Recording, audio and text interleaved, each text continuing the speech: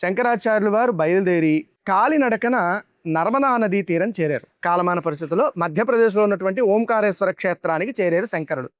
అక్కడ గుహలో ఒక మహనీయుడు తపస్సును ఆచరిస్తున్నారు. అయితే ఆయన ఎవరు? ఆయన గురించి తెలుసుకోవాల్సినటువంటి అవసరం ఉంది. యోగ శాస్త్రాన్ని రచించినటువంటి పతంజలి మహర్షి ఎవరి అంశ అంటే వెంటనే మనందరం చెప్తాం, ఆదిశేషుని యొక్క అంశ పతంజలి.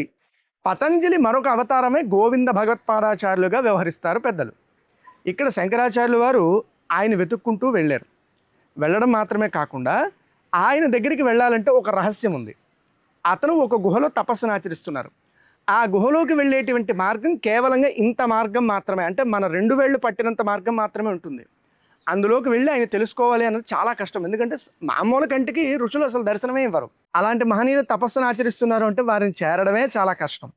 కానీ శంకరుడి యొక్క దీక్ష, శంకరుడి యొక్క తపస్సు, ఆయన యొక్క నమ్మిక ఆయన గురువు దగ్గరికి చేర్చింది.